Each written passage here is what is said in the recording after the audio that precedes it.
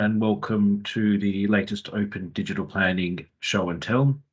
My name is Greg Woodford. I'm the Digital Planning Lead at Lambeth, and I'm also your host this morning. The purpose of our Show and Tells is to run you through the latest updates in our PlanX and BoP projects. And this week's, we're also going to be giving a quick update of our Team Together Day held last week in Doncaster. The agenda for today's show and tell is shown on this slide, and as you can see, it consists of 4 presentations. And as always, if you have any questions about the content of any of the presentations, please feel free to type your questions into the meeting chat, and our team will either type a response in the chat or we will ask the relevant presenter to provide a response at the end of their presentation. And before I pass you to our first speaker, just tiny housekeeping. If you're not speaking, if you can just keep your microphone on mute, that would be appreciated. Without any further delay, I'll pass you over to David from Doncaster. Thanks, Greg. Good morning. My name's David Forster. I'm the Project Delivery Manager for Doncaster Council, representing our participation in the Open Digital Planning project. And as you can see, last Thursday, the 20th of March, we invited our colleagues working on the project to come up or down to Doncaster for the day. And we had a day at Doncaster's Cast Theatre where everybody got together, met face to face for probably only the second time in about 6 months or so. And we had a great day of team discussions and activities that everybody enjoyed. In the morning, if you can move on to the next slide, please, Greg. In the morning, we sort of broke off into 3 different groups where we sort of discussed the future roles and responsibilities of the various officers that work on the project. The 3 main groups there, as you can see, were the PlanX product group, where the officers are responsible for the individual products that are on offer in the PlanX system.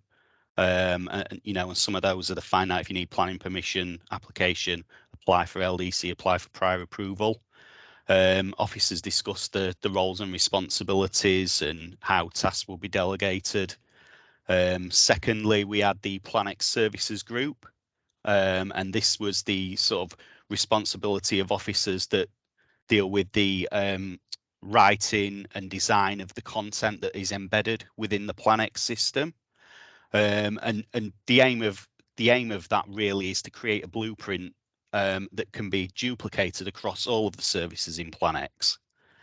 And then, as you'll see, the final group was the BoPs product group, and there was some, important discussions within that of the whole of the BoPs system, the core elements of how BoPs will work as an end-to-end system, what the adoption strategy will be, the sort of grape structure for different application processes.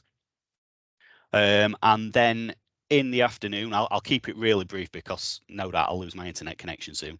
In the afternoon, next slide, please, Greg. We had some critical conversations again on some of the things that have come up recently in the project, and again, some things that may be important to the future of the project. So I picked out three of the groups again that we had there. There was some more discussions than that, but one of the things that came up recently in some of the user research sessions was the current red line drawing tool that we use on PlanX. Some users had found it a bit confusing to use, and we sort of talked about how we as project officers working on this project already have a skewed view of that. We've used it before, we know how it works, but when you've got a householder that's putting an application in for possibly the first time, it's not always as simple to them as what we think it might be. So we talked about ways that we could improve that. One of the other groups was discussing the possibility of digital site notices and whether they could be incorporated into the project in the future. And then one of the other groups, rather an important one, was talking about the pricing structure of products. And when you're taking a modular approach to software such as this, how do we price those products correctly so that they are going to appeal to local planning authorities to take those products on? And that's it. It was, as I say, I'll keep it brief. It was a really great day. Everybody that came really enjoyed it. We all found it very useful. And again, it's the importance of when you're working on a digital project such as this, where 99% of the work is done over a video call like this. It's just a great opportunity to meet with colleagues, get to know people a little bit more, and sort of have some of those in-depth discussions that sometimes you miss out on. I'll pass over to the BoPs presentation next. Thanks very much. Thanks, David. Really appreciate that. I was actually at that same event as well. Echo exactly what you said. It was really nice to meet people, and it was really interesting for me, particularly like the digital site notices, like all these other digital products that have been projects that have been happening on the side, and now we're getting to this stage where we can start envisaging them being brought into the PlanX and the BoPs products that we've been working on. That was really exciting for me to see. You're in luck. Nobody has any questions, so we'll let you off the hook, David. Thank you for your time. And I'll now pass over to Rafaela from Unboxed, who'll be presenting about BoPs. And thank you, Rafaela. Yeah, thank you very much. Thank you very much, Greg. I hope you are now able to see my screen. Cool. Yes. So basically, I'm Raffaella Gravini. I am a designer from Unboxed, and I'm working on the BoPs project. What I'm taking you through today is something called vision type. So basically, what we work on recently is kind of a tool to better understanding the overarching picture of BoPs across all the different application type. So we basically, I'm going to present you a couple of things. First of all is this spreadsheet. This spreadsheet is mapping a list of application type. We basically took the list from planning portal, so it's not the extensive list of all the different application type, but it's kind of a good indication to start with. And together with the PO, we map all the features. So think about row 1 as all the entry point for all the feature for example, validation in this scenario, then consultation, then assessment and review. And we try to understand with the PO if, for example, checking the red line, and I'm linking to what David was talking about earlier, is actually applicable to all the different application type. So the overall idea is to map all the different features, and then with this mapping, the next part of the exercise was actually understanding the entry point screen and creating a kind of a design toolkit to link all the screen together and better understand where are the gaps. So the color coding of all the different things is exactly the same. So in the spreadsheet, the validation is green, so is green inside of the mirror board. The consultation is purple, so is purple on the mirror board. Assessment is yellow and review is blue, so is yellow in the mirror board and is blue in the mirror board. The color coding of all the different features is basically the feature like assigning officer is green when is already designed or when is already on staging for BoPs, is in yellow. So for example, create a check list for document and application specific, is in yellow when we actually have already some design that was previously done or some research that was previously done, is in orange. So for example, group document when is really speculative design. So we kind of put together something that provides us a starting point to get this overarching picture, but it's something that we most likely need to work on, because first of all, it's only a speculative type of idea about what we know, but we don't have any type of research about it. And in red, you will find something like applicant request an amendment, redacting document, measurement, and publishing application. In red is everything that is basically a third-party integration or is a separate type of project. So for publishing application, we are talking about the link to the register. So is a kind of a different project. The overall idea is to kind of map all the screen. So in this one, you will find that we have some wireframe, but also some screenshot from staging. Probably some of you are familiar with staging. When it's presented, this yellow bar is always staging. And basically, by mapping this document with the spreadsheet, what we can get is an end-to-end journey with all the key screen for all the different application type. Try to understand where are the main gap and how we need to work on that. So how do we do that? We do that by using Figma, which is a design tool, but it's something that you can also use and comment on, and you can get our help to actually create this type of journey based on all the different application type. So exactly as the Miro board and the spreadsheet, also the Figma file is divided in application, validation, consultation, assessment, and review. And on this one, we have all the separate screen with some green notes that are around the changes. So every time you see a green note is around something that has been added or is a completely new area with a lot of new screen, or is just a new screen that we don't currently have in BoPs, or is a draft for something that we need to review later on. The interesting thing that you can probably use for testing and to try to understand how the entire overall picture is working is actually a clickable prototype.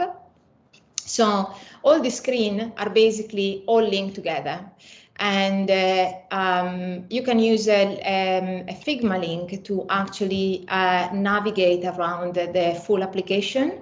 So inside of this one, when you click on the application, you see the blue link, which means that are clickable. And I can take you to a journey. So at the moment, I am inside of a completely application type agnostic type of journey. So you can see that the application type is not marked in here, nor we don't have any type of description. We don't even have the status because it's going to be adapted to all the different type of application. But for example, if I go inside of the validation, I do have my validation checklist. I can have few features that are already designed, like managing document.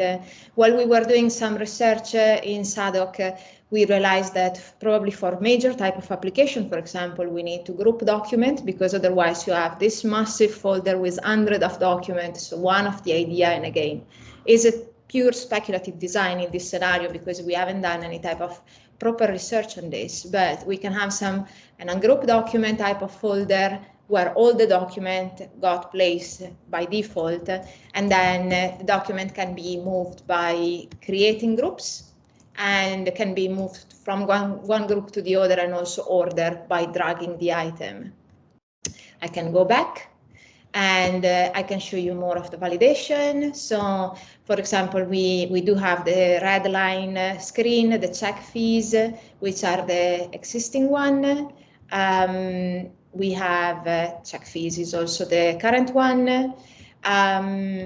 Check constraint is the current one. We add some new screen, like adding information about the site area, floor space, housing detail. Again, pretty speculative type of design, but it's good to kind of have the overarching picture of the overall application. And then we can check the document. This is the existing screen. We still need to do some work on the tagging document, and we added a new feature of adding the group for the specific feature, and then you can go back, and we also add another screen for checking the document, and we have all the other validation requests. So when I move inside of consultation, which is again is a work in progress very much, but the overall idea is, because consultation is going to be managed after the validation process by a number of users, and also during the assessment process by the planning officer, is probably useful to have a managing area for consultation as a separate area from the overall workflow. But again, it's something that is a work in progress and need to be tested. So the first thing is, of course, decide if the consultation is required for both consultation and publicity. And if it's required, then we need to define the consultation deadline. So starting date, number of days for the application specific, and the consultation date is going to be applicable to all the consultee. Eventually, we want to extend the consultation, and the date is going to be calculated automatically. Similarly, we have the selection for internal and external type of consultees. In this scenario, we have the statutory, non-statutory consultee, and also some draft screen for selecting the neighbor. The screen for the site notice. So if it's request site notice, we can have a preview, we can print, we can edit the site notice.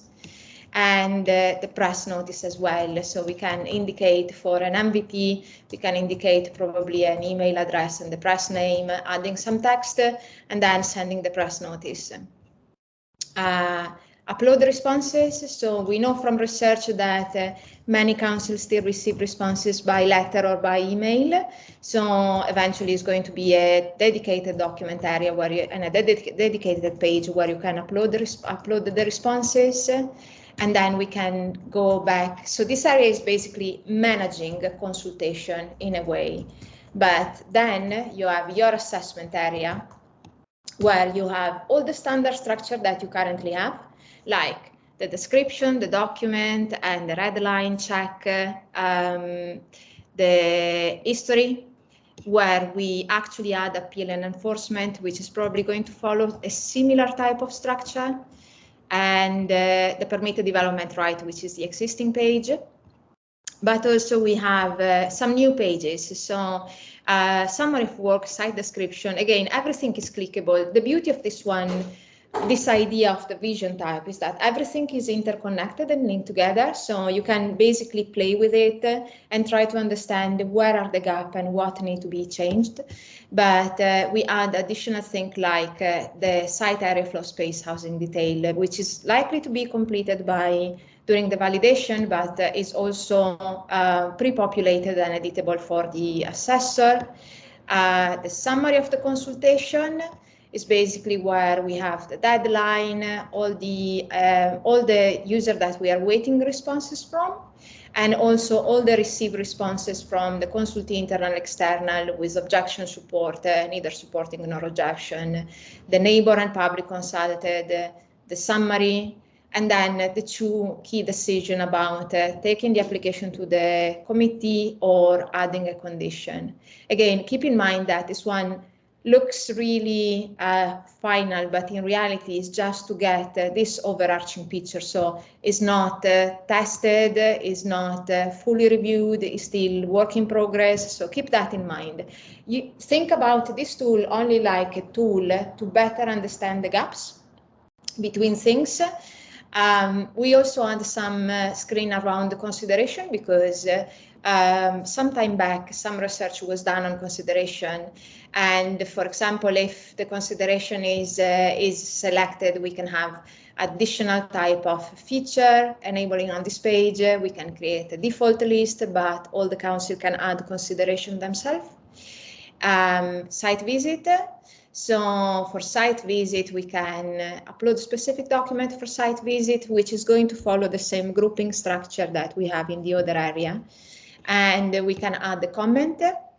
We can add multiple site visits.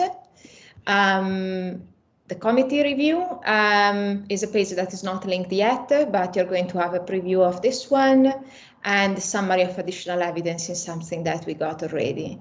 Then we have all the assessment against the legislation, which is going to be kind of the similar structure for GDPR, non-GDPR, and specific policies depending on the application type. But this one, again, is a screen that we already have inside of BoPs. Adding condition. So for condition, we are probably going to have constraint and consideration just to have a reference about what is relevant for the condition. Sorry for the noise. East London. And then when the user select, for example, time limit, we can have additional entry for specify what is the requirement for this type of condition. Again, the overall idea from previous research was to have some default, also the link to policy and general guidance, but also the option to add a specific type of condition, council specific. So I'm going on, and I'll show you a very first draft of section 106. So basically, we can follow the structure of the legislation, but we can also have the 106 and decide if comply, does not comply, or is not applicable. And the final making recommendation, reviewing recommendation, which is basically the screen that we already got and we already know.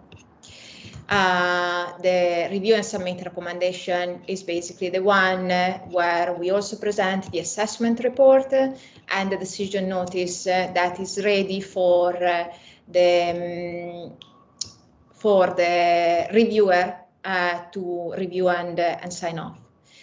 The review flow, again, is all linked together and is presenting, again, the same type of structure with an enhanced number of pages. So the permitted development right is what we already know. Then we have the review assessment summary, where we actually add some new information based on the previous screen. And downstairs on the ground floor. Sorry? Near where the records are. Is that we're talking about the interview rooms for the people that got benefit fraud? I think someone accidentally had their microphone on. I've just muted them for you. It's fine. I was wondering if it was a question for the record inside of the assessment summary page. So basically, yes, everything that is kind of new from the existing workflow is marked in green. And then we have the consideration page. Again, from the review perspective, is read-only, and the manager, the reviewer, only need to decide if they accept the decision about the consideration, or if they disagree and they return everything to the officer. The similar thing is done for consultation as well. So you have a full review of all the received responses. It's likely for the consultation to be already closed by the time of reviewing it. So we can see the final decision. We can also see if the planning officer decides to take the application to the committee or to add condition, and the reviewer only need to accept it, or return it to the officer. Site visit, same type of structure, so it's only for review. And the review of assessment is exactly the same as is today. So again, reviewing everything done by the planning officer. Similarly, for the section 106, this one is a different type of layout for the section 106, where you can actually tick all the boxes. So there are different options that we can eventually consider. And review and sign off is the overall view about the application and the assessor recommendation. And when we go inside of the overall application, we have the published determination, where we have the final decision notice with the assessment report. So this is when the application is going to be published. So this is just to give you an idea about thinking about BoPs as Lego blocks at the moment because we have BoPs that is nicely working for LDCs, but we are now start working on prior approval and householder, and it's going to be nice to plug and play the different feature into some prototype based on this table and understand where are the key gap, where we need to do more research, where there are things that need to be done differently. So that's basically it. I pass it back to Greg if no one have any question. Thank you, Raphael. No, you're in luck. There's no questions. Just bear with me a moment. No questions have come through, so you're off the hook as well. It's a really interesting presentation. It's very encouraging to see that so many of, I think you call them little blocks, that we have used, that you have used to build the LDC services can now be like transferred over to the prior approval householder and all the other application types. And it was really encouraging to see all of the missing components are being, well, most of them anyway, being worked on now. So I'm really excited to see BoPs moving on that way. Our next presenter is from the from OSL and Mensa. Who have we got in next? Sorry, with PlanX. I'll pass over to the PlanX team. Hi, thanks, Greg. Yes, my name's Ian. I'm a designer working with Open Systems Lab on the PlanX platform. And today we wanted to talk about a feature that we've been working on that we're calling Invite to Pay. Just to give you a bit of an introduction to this. So the objective is to offer an alternative payment method by providing the option for users to invite someone else to pay a service fee. It's quite a simple objective, but it's kind of underlying that there's quite a few kind of secondary objectives that I'll come into as we explain the journey. And the first contact we'll have with this is the screenshot you can see on the right there. So we're presenting a planning fee, and then we've got two buttons. Apologies, it's a little bit small. And the question is, who's paying the planning fee? Two options. I want to pay the planning application myself, which is the usual journey. Somebody will go through and make a payment. And the second option is to invite someone else to pay for this application. And this is the option that we're going to present today. Could I have the next slide, please, Greg? So just to give you a bit of a walkthrough of the full journey. So for simplicity here, we're going to call these the agent path and the client path. The agent being the pink boxes at the top and the client being the light blue boxes at the bottom. And just to walk you through, so the first screen you saw there is the first box on the left. So the agent selects Invite to Pay. Moving to the second, the agent will enter the client details, and once they have submitted those, they will be notified the application is then locked, so they cannot make any changes, and they will have a confirmation screen to say that the invitation has been sent. Following that, this is where the journey kind of splits into two quite distinct user paths. At the top there, we've got the agent receives the email to say that the client has been invited to pay, and then we split off again. So if the client makes payment, the agent receives confirmation that the payment has been made and is given the next steps. So they'll be informed of the next steps for their application, and the application is submitted. If the client does not pay, the agent will receive a reminder email to say that the client still hasn't paid. In this, they will be given the option to make the payment themselves. So should they want to just hurry it through, they can always do that. And then following another period of time, the period of time we're still kind of discussing, but we're thinking the full period will be 28 days, and there will be a reminder 7 days before, and possibly another reminder 24 hours before. If the payment's not made in this period, they will have an email to say that it's not been made, and the application will be discarded. From the client's path, so once the agent has nominated the client to pay, they will receive an email saying, this is your invitation to pay. So this is where one of our other objectives comes in, which is building trust. I'm sure you're all aware that if you receive an email saying pay for something, it's a red flag normally. So we need to make sure that we give the full trust there around language and our use of brand, our use of the government services as well. If the client pays, if they click through to pay, they will be given a payment summary page on PlanX. They'll then go through to Gov UK payment service, and they'll have a confirmation page and email to say that that's been paid. and the application will be submitted.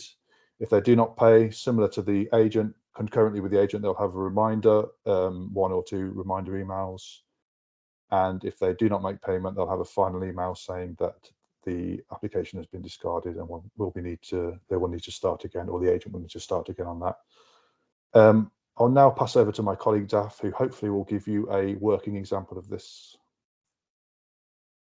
Thanks for the intro, Ian. I'll just share my screen now, and what we should be able to do there is take us on a sort of a happy path there.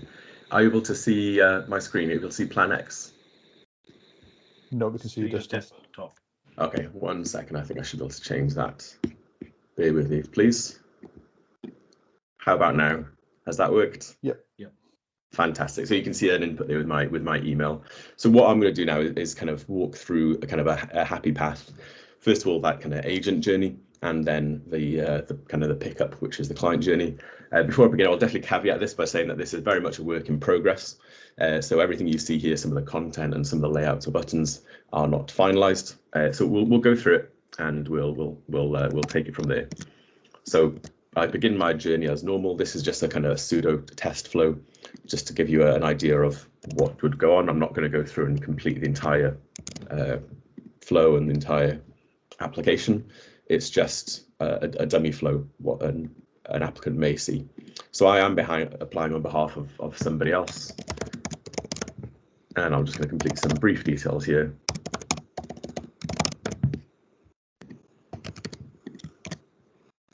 And then I see this page, which Ian was showing you earlier on, which is where I have the option to either pay for this myself, which is the current option that we have. And the new option is to allow somebody else to pay for this application. So I'm going to go ahead and select that one. Then what I'll do is I'll be prompted for the details of the person who will be paying it, in this instance, so the nominee.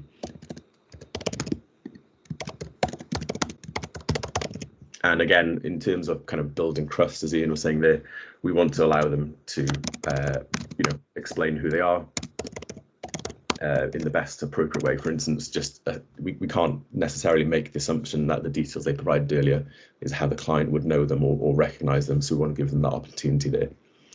So from there, what we do is we go ahead and we can send this invitation to pay. Again, we can toggle this back if we wish to do so. And once we do that, the agent or the person taking this part of the journey gets a confirmation page to say that that payment invitation has been sent. They get some brief information here as well, explaining, what the next steps are. That'll be reiterated in any emails they receive. So it looks like I've used my email address twice here, but you should be able to see that I've received one as the agent, which is just confirmation that I've gone through that process.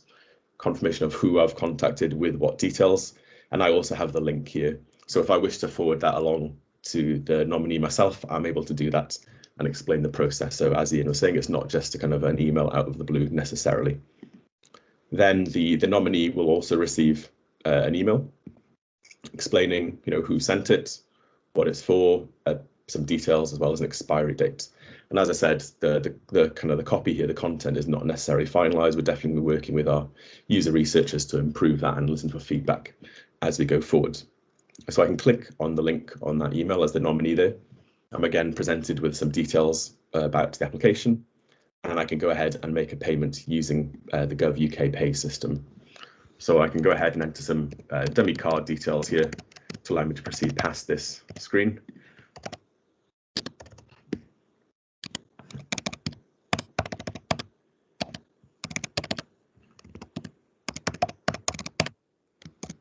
And just confirm that finally. Once I make this payment through the GovPay system, they'll also contact me independently to confirm that a payment's been received. So I'm redirected back to PlanX to confirm that. I get a kind of confirmation page here. That kind of happened automatically on redirect. That was a confirmation that I've paid. And again, if I wanted to, I could share this link back to confirm. And what would happen then is I have received the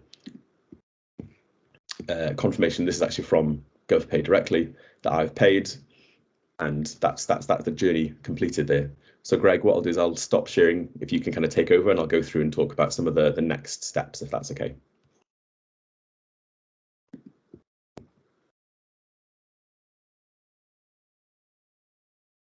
That should be showing now. That should be now. Fantastic. Thank you very much. Yeah, so absolutely, as I was saying there, the version you've seen there is a kind of an end-to-end happy path. We need to walk through some of the content and just finalize some of the details there. The bit that's missing there, which is the next task the team are working on, is to actually wire that up so that once a payment is received, we listen for that payment event and we can then trigger a submission based on that asynchronously, which is different to how PlanX currently works, where actions kind of follow one another. And if you stay within PlanX, we know to submit as part of that journey. As this is a two-stage process, we're now listening out for an external payment event. That's been worked on currently. And you may have seen in some of our previous show and tells, talking about our kind of submission API, that's going to tie into some of that work as well.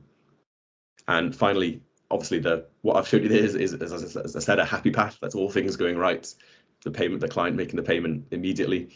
The diagram Ian showed earlier on obviously shows that there is a lot of options and a lot of steps at which emails get sent and events can happen. So we're going to make sure we put a lot of work into testing this, both through kind of end-to-end testing and unit testing on the software side, but we also want to get the product owners in and kind of users in as well to get some feedback on that, to see, does it make sense? Does it work as a journey? Is that trust built up? So yeah, this is very much the first version we're showing you now. We're looking forward to iterating on that and improving that as we go forward. I can't see any questions in the chat, but if they come in, I'm very happy to pick them up later on. But I'll hand, I think it's actually Hannah up next, so I'll hand across to Hannah directly, if that's all right. Thank you. I think, yeah, we do have some slides, great. My name's Hannah Atkinson. I work at Nomancer, which is a digital agency, alongside my colleague Lucy, who can't make it this morning. And this is mostly her research. But we just wanted to share some of the findings from some user testing we did with participants we found through a recruitment agency. So these were paid participants. There were 6 people, and we did all the research over Teams, just doing some usability testing, going through that prior approval journey from start to finish. So from the landing page right through to after you've submitted. We gave them a scenario, which was that they were going to be building an extension to their home with an address that we provided, and a few kind of dimension things, so they were able just to fill those in themselves. And the homeowners were split into 3 people who had recently applied, or in the last 2 years, I think it was, had applied for prior approval via another means, which turned out to all be via planning portal, and 3 who were in the process of starting to think about it, and just kind of doing their initial research. Could you do the next slide, please, Greg? So one of the first interesting findings was that most people found out about prior approval through other people. It was pretty much all word of mouth, mostly from speaking to friends and family, neighbours. A lot of people kind of had seen their neighbours do something on the same street and went to ask them questions about what they needed to do. One person had spoken to the council to find out what to do, and other people had some previous experience of doing this before. But it was just quite interesting that sort of no one said, oh, I Googled it. So yeah, if you do the next slide, please, Greg. What we found tested well was, so previously we'd found there was some confusion with the questions we asked about dimensions and the order that we'd asked them in, because we'd asked them if it was under or over a certain amount, and then later on in the journey, several steps later, what that specific amount was. And we found that users were getting a bit confused about why that was happening. So we changed that, and we've retested it with this group of homeowners, and no one had any issues at all seemed to make sense. So that was really great to see that iteration working out. And we also had a question which was just to describe the project, and we've given users pretty free rein on this. It literally just says describe your project and has a free text box. And we were slightly concerned that people wouldn't know what to put in, or they would end up writing a massive essay or not enough information. But we actually found that users wrote what we think is an appropriate amount, a couple of sentences about what they wanted to do. and didn't have any problems doing that or thinking about it too much. Another thing that we were trialing that was kind of new was sections kind of page. So we'd split it into 6 sections, the questions, and between when you finish one section before you move on to the next, you get a screen saying you've done this basically, and these are the ones that you've got to go. There are a couple of usability issues with it, with users trying to click on things that weren't buttons. So we're going to go back and look at that and see what we can do there. But generally, it was a feature that was really liked, that people like to know where they were in the journey. And then the general bulk of the questions that we asked people, kind of what the sizes are, the materials, you know, all the dimensions and all of those things. There's a number of questions that we ask. Users just kind of breezed through them, which was great to see. They found all the there's lots of illustrations to show what we mean when we're talking about a wraparound extension, for example, or a side extension, and a few users commented that those were really useful. So that was really great to see. Could you go on to the next slide, please, Greg? Thank you. These are just some of the comments that we had in slightly more detail. Yeah, I won't read them all out now, but basically just some really positive feedback on some of the features and questions and about how simple it was, and that they like having things played back to them, like after they've put in their address the first time, they get this screen saying about the property and where it is, and things like that. Next slide, please, Greg. And then on to the slightly more negative, but this is the really juicy stuff that we love to find out. And we found that users struggled, which we already kind of knew, I think, with the red line drawing that David mentioned earlier. This is where we ask users to draw their location plan. All of the users struggled with it in some way, but 5 out of 6, I think, drew something that was just completely off. Most people went to draw the extension, like just the extension, rather than the whole outline of their property. One user just kind of did a vague one over like 3 different houses, just like a massive triangle, because he didn't really understand the importance of it and that it needed to be accurate. And a couple asked about adding the dimensions of their extension to make it more precise, because at the moment there's nothing to kind of measure the length or width of anything. So that was flagged as a real pain point for users, and a few said at that point they would have given up, either saved and come back to it later, or gone and asked someone for help. So this is something that I'll come to what our next steps are in a minute, but yeah, there's clearly some red flags there and we need to address them. Other things that people found confusing were thanks, Greg. The planning sorry, could you go back to the last one? Thank you. The planning constraints page. So this is a page that we serve to users after they've put in some of their initial details. We let them know if there's anything, like they're in a conservation area or they're in a UNESCO World Heritage Site or something like that. We can tell them that straight away. But the way that the page is designed at the moment, people were a bit confused about what we were telling them and why, and actually thought that they needed to do something on that page, like they needed to go off and check those things, and then maybe there was a checkbox for those items. And we had previously been looking at this because we know it wasn't quite working properly as part of the lawful development certificate journey. But it gave us some real insight into homeowners and what they thought, and they were just very confused by it. So again, that's something we need to go back and have a look at. And then there was a few other things. There's a slightly odd question about whether people are submitting planning permission on the same day that really baffle people. The reason we asked that is because it helps us to calculate the fees. But people were very confused and thought that if they clicked yes, that the application that they'd just done would also be submitted as a planning application, for example. The uploads were also a bit confusing. So the drawings that people need to submit, some people didn't really understand that these were like architect's drawings. And we asked an additional question about whether there's anything extra they want to submit. And a few users were just like, I don't know what this is. I don't know how important it is.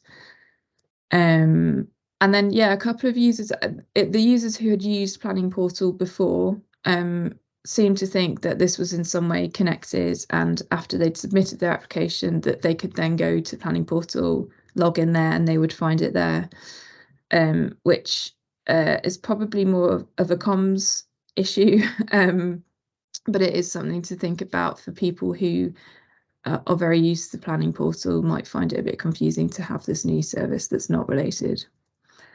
Next slide, please, Greg.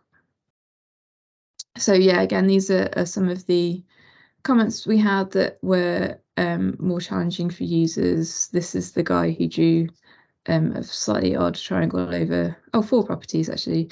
And it wasn't just the kind of what they wanted to draw or what they needed to draw, it was the how they did it as well. Quite a few users struggled with the tool itself. As it stands, we don't offer any instructions on how to use the tool. So that's something we're going to look at as well. Next slide, please, Greg. So yeah, the next steps are, I'm a content designer. So the next steps are basically a lot of these issues. The first step is for us to look at the content and what we're not explaining properly or making clear to users before we think about any kind of development needs. So for example, in the drawing tool, whether we need to change how the tool works. But I think what we want to try first is some content changes on that page to try and make it clearer on how to use it and what you need to draw. So at the moment, I'm working on all those things that have been mentioned. I'm working on content changes to see if we can make that clearer. And then we'll go and retest them with some users and hope to see some improvements. But longer term, there might be things that need development. We might find in retesting that it's still not clear and it's still not working. Then we need to think a bit bigger on what we might need to change. But yeah, the sessions were super useful. It's the first time that we've done any user testing with paid participants that a recruitment agency handled for us, and it really. The benefit was just amazing, really. In previous sessions, we found that people sometimes haven't turned up, or they're not very engaged, or they sort of maybe know too much about planning already because of how we're sourcing them. So it was really great just to have some totally fresh eyes, didn't know anything about anything, getting them using the tool. So yeah, we were really pleased with what we found out, and we've got lots of ideas for how we can solutionize those problems. And that's it. Thanks, Greg. Thanks, Hannah. There's no questions for you, all for Ian and Dav. Thank you for your updates. It's really interesting with Ian and Dav to hear how we're making things easy for applicants and agents, and also your work, Hannah, where we're actually getting to what people need and want and what will work for them in the service. So thank you. And to all of our presenters, that concludes our show and tell for today. Our next one is on the 24th of May at our 10 a.m. Starting time. Look forward to meeting you all, seeing you all then. Thanks very much.